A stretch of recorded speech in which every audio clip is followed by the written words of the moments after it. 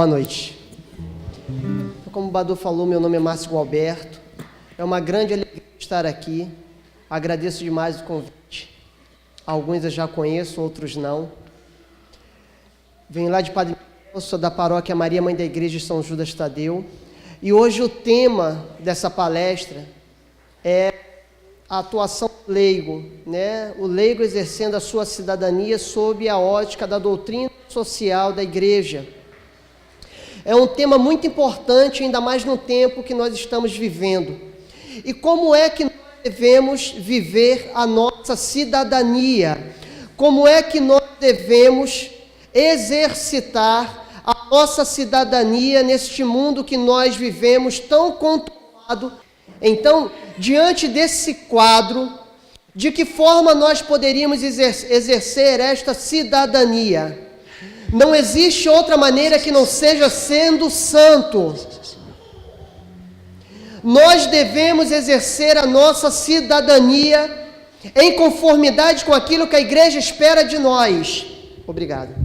Ou seja, sendo sal da terra e luz do mundo, sendo fiel à doutrina da Igreja na integralidade, sendo fiel à doutrina da Igreja em toda a sua totalidade, sendo fiel à Sagrada Tradição, à Sagrada Escritura e ao Sagrado Magistério.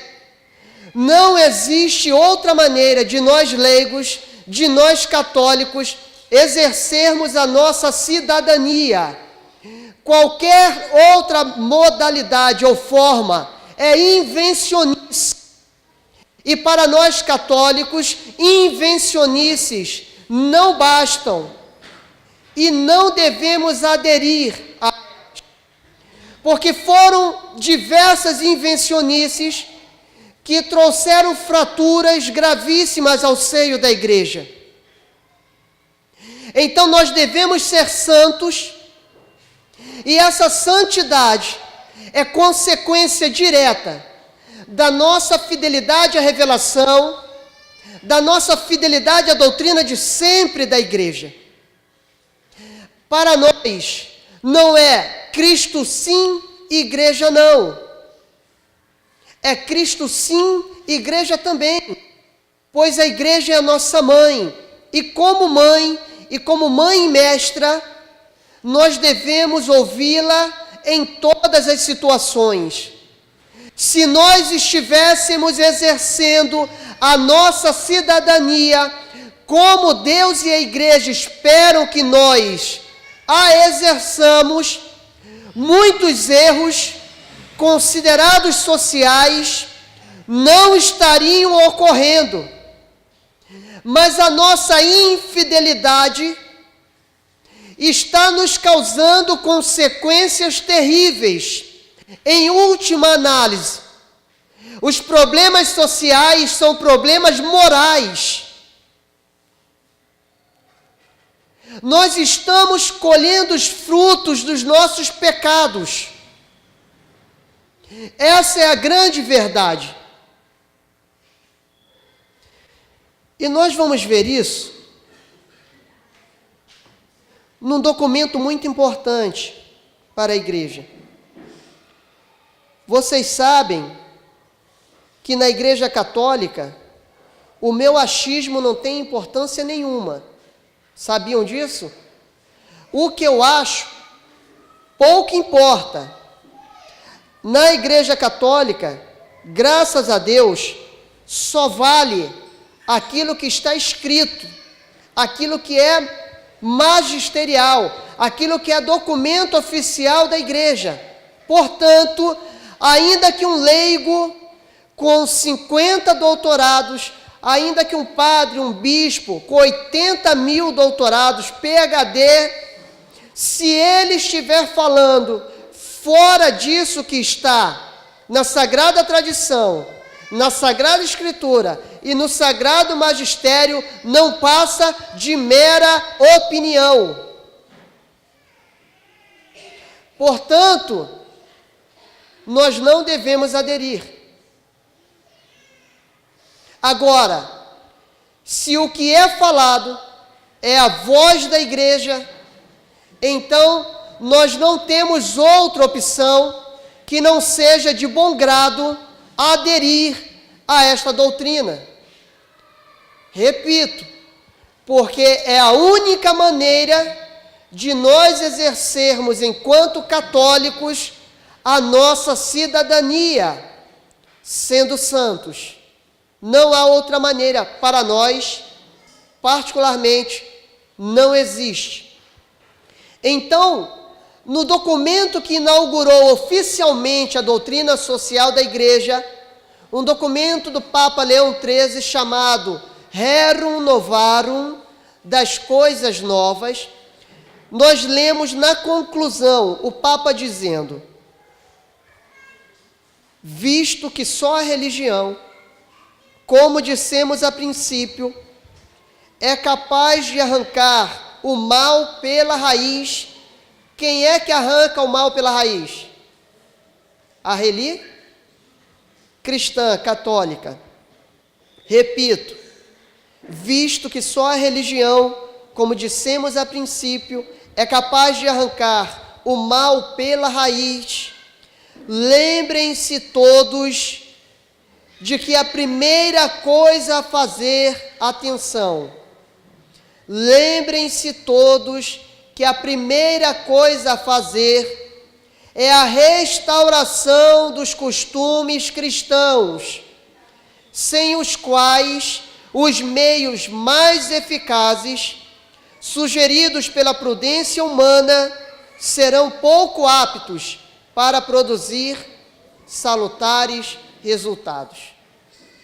Toda a engenhosidade humana, todos os recursos disponíveis, todos os melhores objetivos na área de segurança pública, de saúde, na área econômica, política, se não houver antes uma restauração dos costumes cristãos, nós continuaremos a patinar na lama. É preciso restaurar os costumes cristãos. As políticas públicas, elas serão eficazes e eficientes quando nós testemunharmos Cristo onde quer que nós estejamos. Quando nós travarmos uma luta ferrenha contra os nossos pecados. Porque senão, as melhores ideias naufragarão, elas não vingarão. Porque, torno a repetir, o problema antes de qualquer coisa é moral. Existem 4 tipos de corrupção e existe uma ordem hierárquica. Vocês sabiam disso? A corrupção mais comum, aquela que nós temos visto mais na sociedade, que é mais simples de ser identificada, é a corrupção moral. Mas, vamos aos 4 tipos. Corrupção espiritual, corrupção moral, corrupção intelectual, corrupção monetária. Eu não quero dizer que ela não tenha sua importância, mas ela é o último estágio. Ninguém se corrompe monetariamente se antes não tivesse corrompido espiritualmente, moralmente, intelectualmente. Portanto, não basta que um candidato para nós, principalmente, veja, nós estamos falando de deveres enquanto cidadãos, não é isso? Por isso que eu estou tocando nesses exemplos, porque nós devemos exercer a nossa cidadania. Isso significa nos inserirmos adequadamente no campo social, no campo político, cultural, econômico, educacional e etc. Então, para nós, não adianta, por exemplo, que um político diga que ele não recebe dinheiro ilícito. Para um católico isso não basta, porque se ele tiver corrompendo a juventude, as pessoas, de outra maneira, defendendo a ideologia de gênero, defendendo o aborto, defendendo a descriminalização das drogas, defendendo o sexo desenfreado,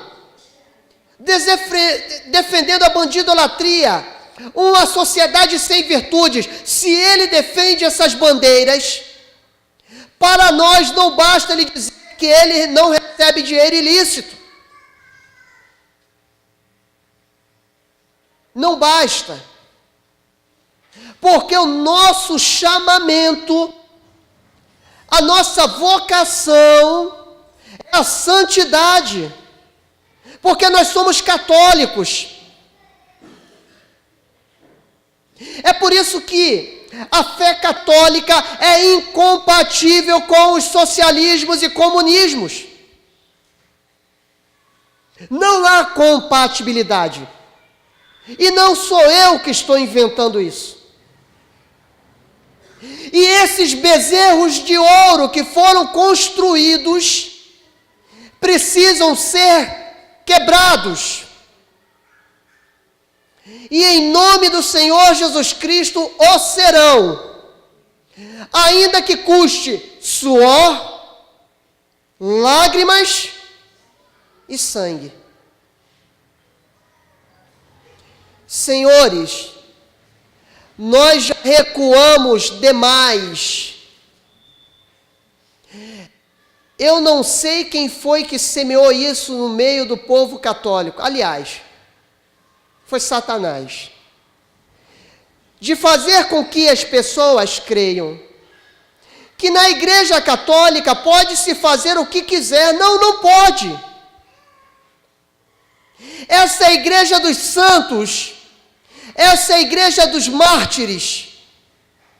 Se nós temos 21 séculos de cristianismo, é porque aqueles irmãos na fé que vieram antes de nós se doaram, se sacrificaram, se martirizaram, para que hoje nós possamos, pelo menos, nos reunir numa comunidade como essa, abrir nossas Bíblias, sabendo que ninguém vai entrar aqui e passar a espada, ou nos queimar, ou nos jogar às feras, porque era isso que acontecia.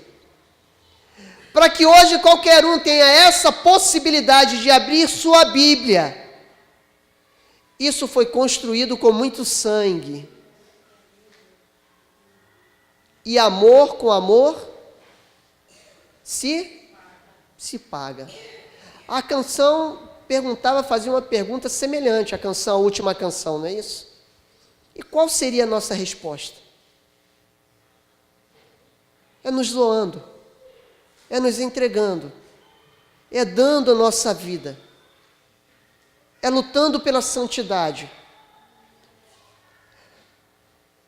Teve um sacerdote, um monge, chamado Dom Estevão Tavares Bittencourt. Alguém o conheceu aqui? Badu, Jean, o Senhor. Um homem muito santo e um gênio. Um gênio.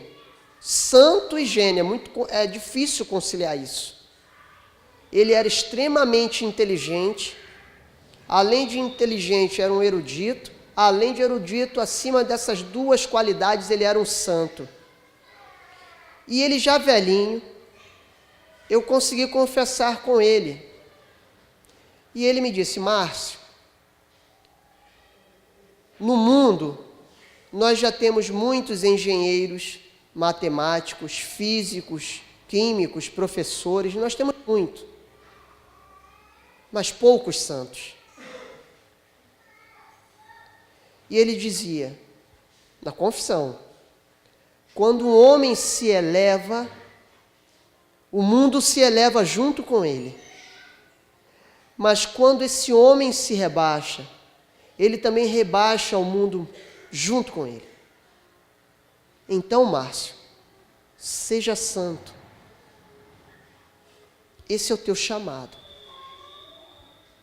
O nosso chamado, a forma que nós temos para exercer adequadamente a nossa cidadania numa sociedade tão conturbada, é sendo santos, é servindo a Deus com alegria, é buscando enraizamento cada vez maior. Acho que foi no ano 2004, 2005, teve um tsunami na Ásia, devastou um país cujo nome agora eu não me recordo. Tinha um casal de médicos brasileiros que não morreram. Vocês se lembram por quê? Eles estavam mergulhando. Se eles estivessem na superfície, talvez eles fossem arrastados. Isso significa que não dá para ser católico superficial. O católico que quiser ficar na superfície da doutrina vai ser arrastado. Ou nós mergulhamos cada vez mais profundamente, as várias tsunamis da vida vão nos arrastar. Pode ser uma tsunami de uma doença que ninguém aqui está livre, fazer com que nós reneguemos a nossa fé, percamos a nossa fé. Pode ser uma tsunami chamada desemprego, pode ser uma tsunami chamada um amor não correspondido, pode ser uma tsunami para os jovens chamada faculdade, pode ser uma tsunami para alguns homens chamada futebol.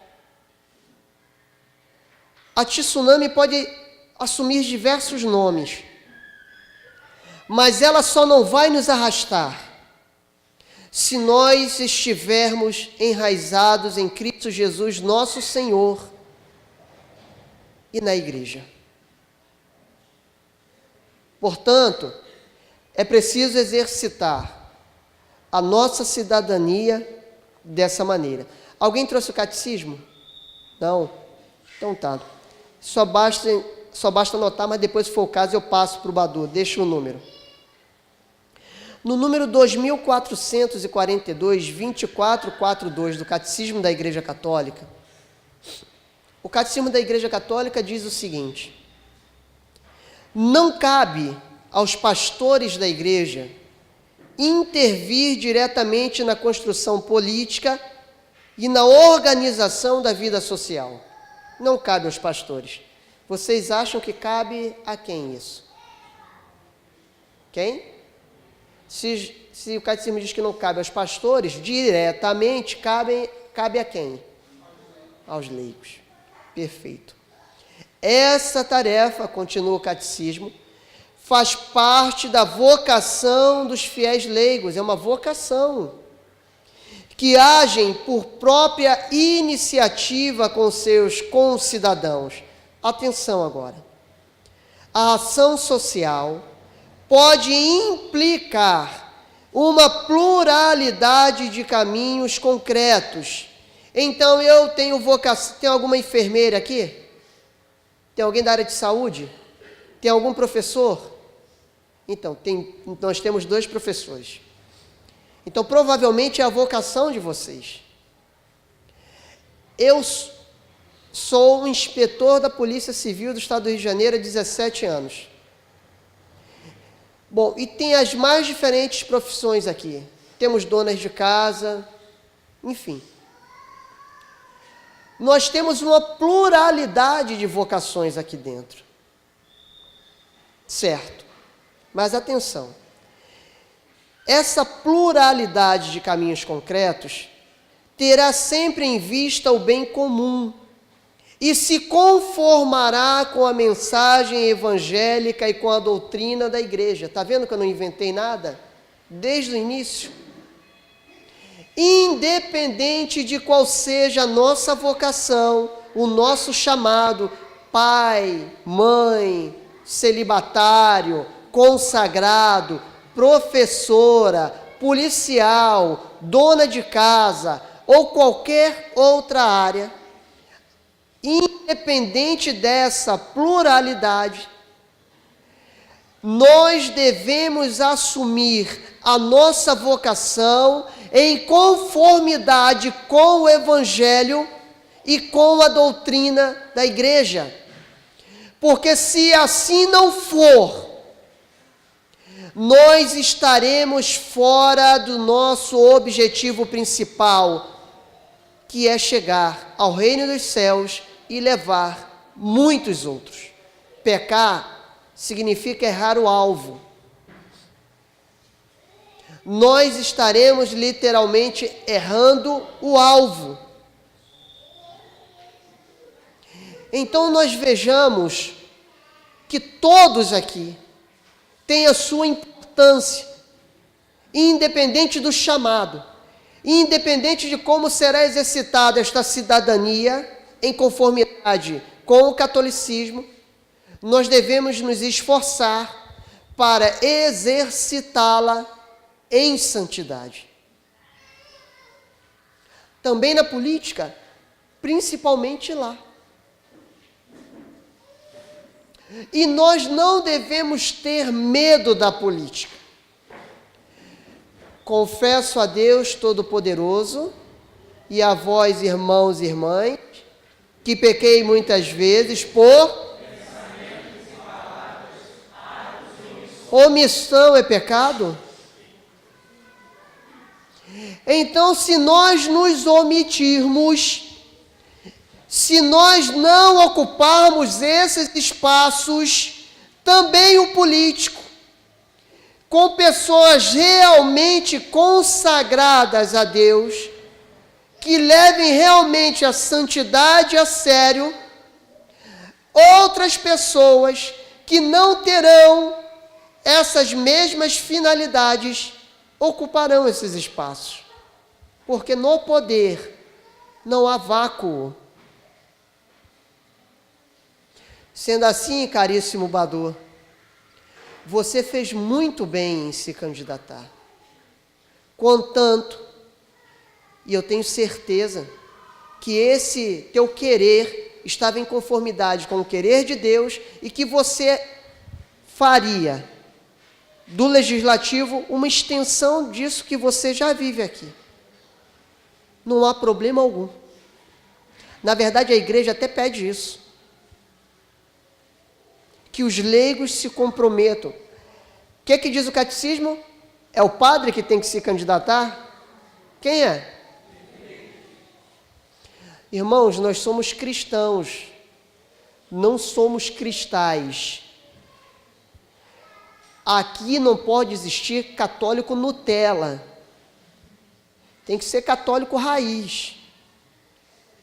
Católico Nutella não pode ouvir não. Católico Nutella fica melindrado com tudo. Lembremos-nos, essa igreja foi construída com suor, lágrimas e sangue. Aqui é lugar para mulher mesmo, para homem.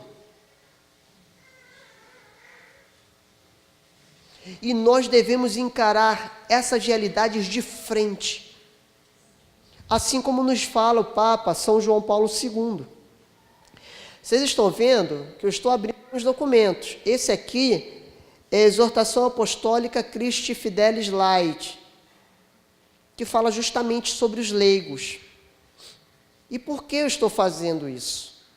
Reforço, para que nada daquilo que eu esteja falando seja tirado do meu achismo, que não vale, não serve. Então o Papa João Paulo II, se dirigindo aos leigos, que esse é um documento feito para os leigos, seria um bom documento para ser trabalhado durante um ano inteiro, em doses homeopáticas, mas trabalhado. Pode ser em grupão, pode ser em células, em cenáculos. Eu vou deixar para vocês copiarem, tá? Eu deixo aqui. É Christi Fidelis Laici, sobre os leigos. Mas diz o Papa São João Paulo, exortação apostólica. Temos, pois, de encarar de frente. Olha só como o Papa começa. Está dizendo, vocês têm que encarar de frente. Homem, tem que ser mulher. Temos, pois, de encarar de frente este nosso mundo. Não é correr, não, é encará-lo. Com os seus valores e problemas, as suas ânsias e esperanças, as suas conquistas e fracassos. Um mundo cujas situações econômicas, sociais, políticas e culturais apresentam problemas e dificuldades mais graves do que o que foi descrito pelo Concílio Vaticano II na Constituição Pastoral Gaudium et Spes. Veja, o concílio é de 1960, começou em 62. O Papa São João Paulo II está falando que de lá para cá, esse documento, se não me engano, é de 1985, ele está dizendo, de lá para cá os problemas não diminuíram, aumentaram, mas aumentaram muito no mundo. É esta, todavia, a vinha, é este o campo no qual os fiéis leigos são chamados a viver a sua missão.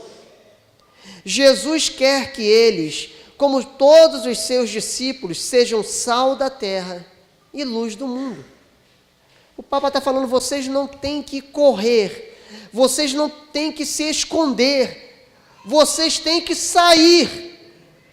De certa forma, não é isso que o Papa Francisco tem dito desde o seu início, desde o início do seu ministério petrino? Eu quero uma igreja em saída, não é isso? Nós não podemos recuar mais, nós precisamos sair, nós precisamos evangelizar, nós precisamos testemunhar, nós precisamos viver esta cidadania à luz, à ótica da doutrina social da igreja de forma correta, de forma convincente. Nós precisamos fazer de forma não negligente aquilo que nos cabe. Não podemos mais nos omitir. Nós precisamos nos abastecer. Amém. Aqui, primeiramente, a Santa Missa, na Santa Missa. E depois, durante a semana, nós vamos mantendo viva aquela chama que a Santa Missa nos acende todo domingo. Amém. Mas nós precisamos depois levar esta chama e iluminar a outros, sem medo, sem timidez, no bom sentido, sem vergonha. Nós não podemos reter para nós aquilo que Deus está nos dando. É egoísmo, é pecado, é erro. Nós precisamos incendiar o mundo, mas com o fogo que vem de Deus, com o fogo de Pentecostes, com aquele fogo que vem da certeza do sepulcro vazio, sem medo do sacrifício. Esta semana eu conversava com uma das minhas filhas, porque o professor estava ensinando para ela que nós, negros, devemos ser vistos e tratados como coitadinhos. E eu dizia para ela que o que nós devemos fazer é buscar a Deus em primeiro lugar e cooperar com a graça, fazendo a nossa parte. Porque, como dizia Santo Tomás de Aquino, a graça supõe a natureza, necessita. É preciso que nós façamos a nossa parte.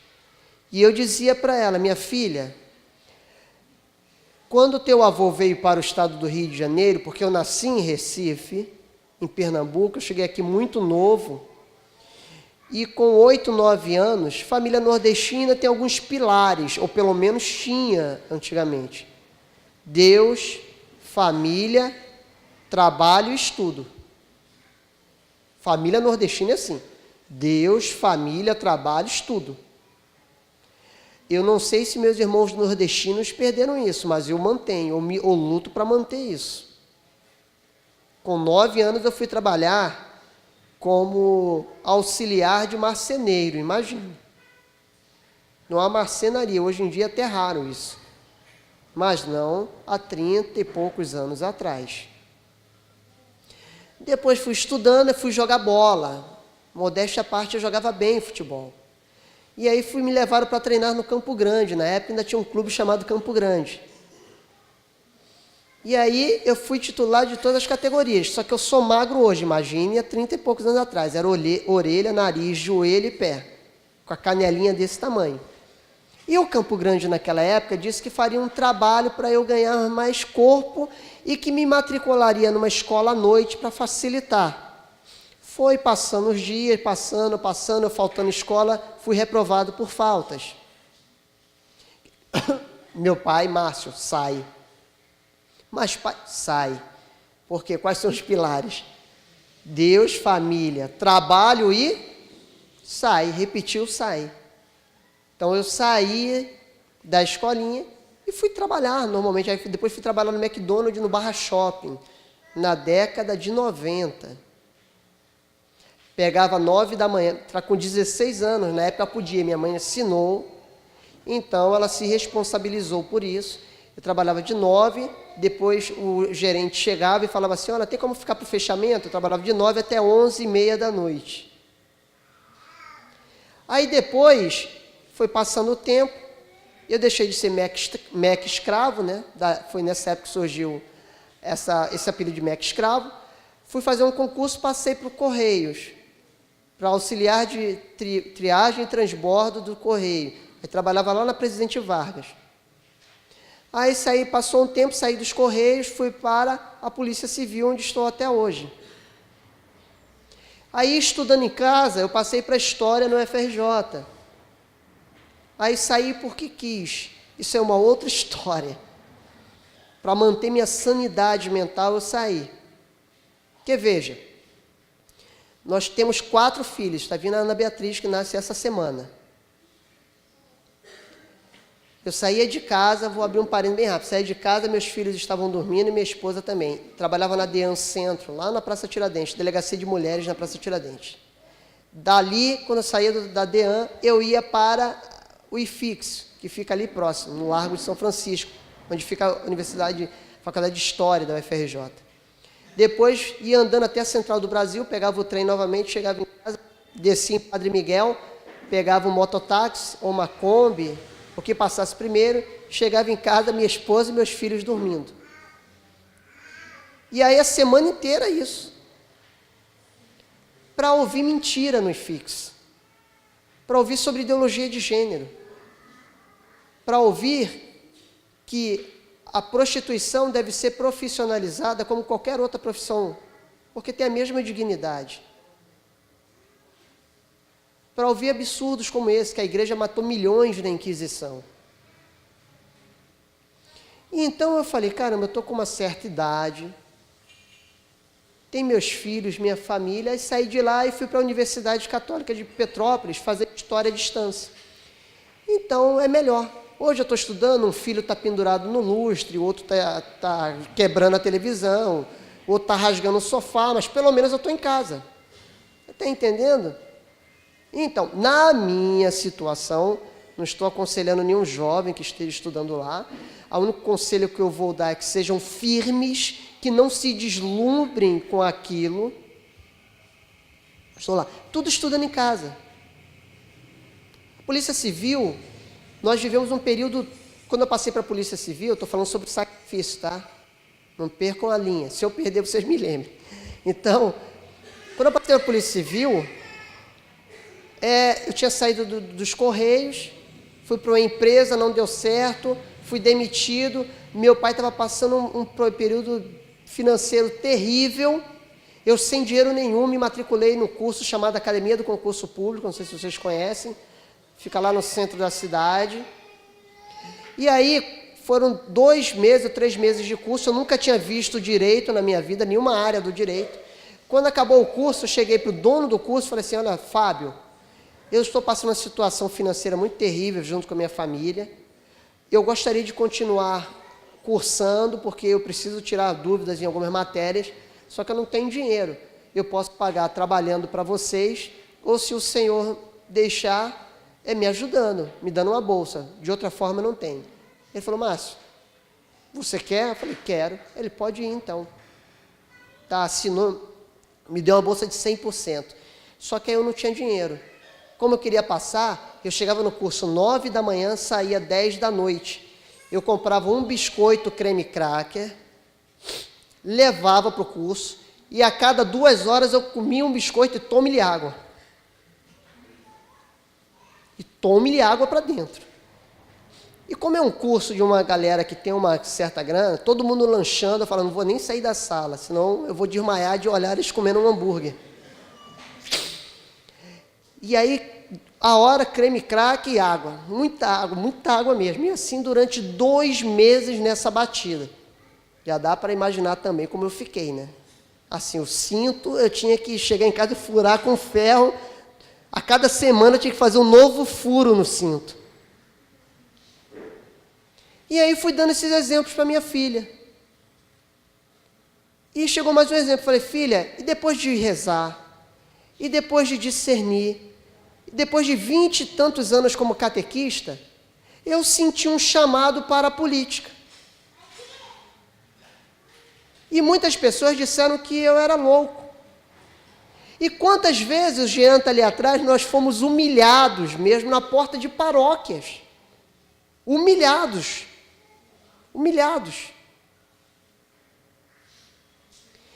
E aí, como que você me diz que não é a mão de Deus e que o sacrifício em Deus não vale a pena, quando alguém como eu arrecada R$ 3.288, devolve R$ 844 por partido e consegue 23.169 votos e é eleito?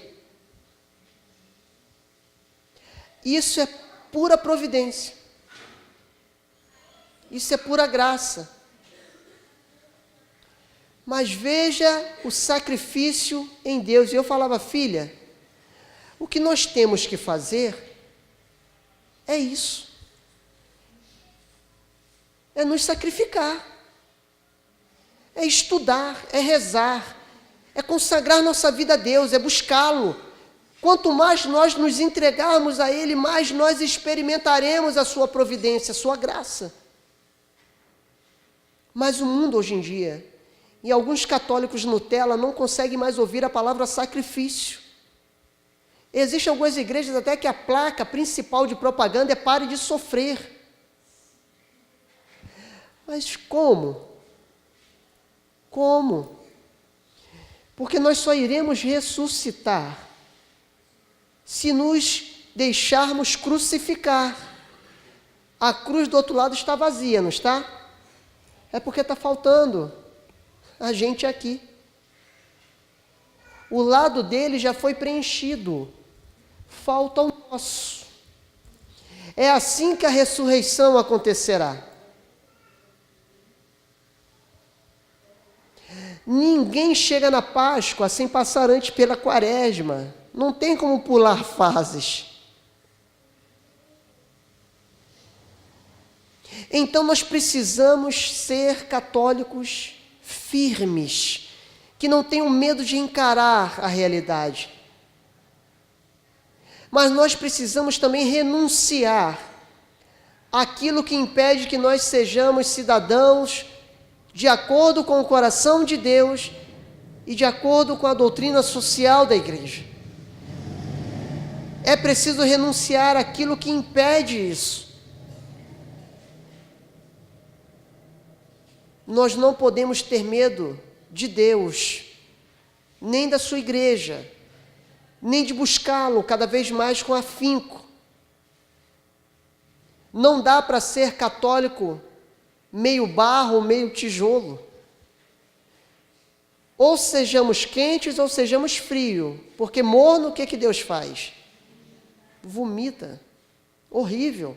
Põe para fora. A gente só põe para fora aquilo que não presta, não é isso? Aquilo que não faz bem ao organismo. Ser vomitado por Deus, Deus está falando, você não quer prestar. Não é essa a nossa vocação. Não é este o nosso chamado. Prometo que vou acabar. Então saiamos daqui hoje, desta comunidade, com esta firmeza: eu quero ser santo e quero conduzir outros a esta santidade. Não será fácil. Nós já estamos sentindo isso na pele. Eu tenho passado por várias paróquias palestrando. Em Crisma, as coisas não estão fáceis. Nós precisamos estudar, voltar a estudar muito e estudar de forma correta. Os tempos são difíceis. Por causa de diversas correntes ideológicas, os ataques hoje estão ocorrendo dentro das nossas casas. Nossos filhos estão sendo doutrinados, nossos sobrinhos, nossos netos, os filhos dos nossos vizinhos, dos nossos parentes. A guerra está declarada dentro dos lares. E se nós não estivermos em constante oração, vida sacramental, comunhão com a igreja e estudando, nós vamos sucumbir. E espero que nenhum dos senhores paguem para ver isso, porque será doloroso. Precisamos combater essas ideias o quanto antes, porque elas estão se tornando epidêmicas. É preciso combater o bom combate e guardar a fé.